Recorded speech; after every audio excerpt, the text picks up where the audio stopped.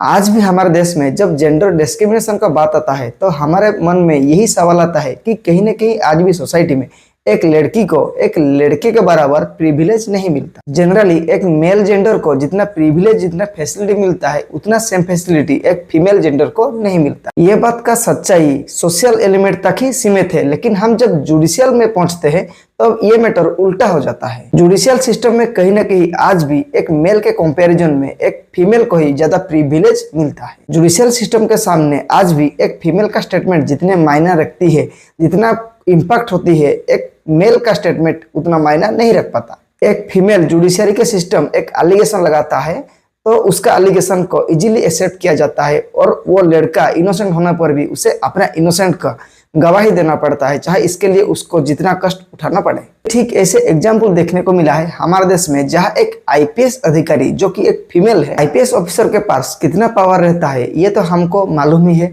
वो फीमेल अपना पावर का गलत यूज करके वो अपने हस्बैंड और इनलॉज के अगेंस्ट केस बनाकर उनको जेल में भर्ती किया था। उनकी फॉल्स केस के चलते उनके हस्बैंड को 109 दिन और उनके इनलॉज फादर को 103 दिन जेल में रहना पड़ा था। चलो ये एक सर्टेन लिमिट तक तो ठीक है, लेकिन जब इसका पर्दाफाश हुआ तो सुप्रीम कोर्ट ने डिवोर्स ग्रांट करने के साथ उनको सिर्फ ये कहा कि तुम्हारे चलते तुम्हारे इनलॉज और हस्बैंड को इतना दिन जेल में रहना पड़ा, इसलिए तुम उनको एक एपोलॉजी मांगो। मतलब आपके पावर का मिसयूज करके इंटेंशनली एलिगेशन के चलते किसी को 4-4 महीने जेल के अंदर रहना पड़े। इसके बाद सुप्रीम कोर्ट अपने वर्डिक्ट में कहती है कि तुम सिर्फ एक एपोलॉजी मांग लो। अभी आप इमेजिन करके ठीक उसी सेम प्लेस पे एक मेल कैंडिडेट को रख लो। इसके बाद भी सुप्रीम कोर्ट उस मेल कैंडिडेट को कहता कि तुम्हारा वजह से इतना परेशानी हुआ उनको, तो तुम सिर्फ एक अनकंडीशनल एपोलॉजी मांग लो। मुझे पर्सनली ये नहीं लगता कि सुप्रीम कोर्ट का वर्डिक्ट एकदम सेम रहता अगर उसी जगह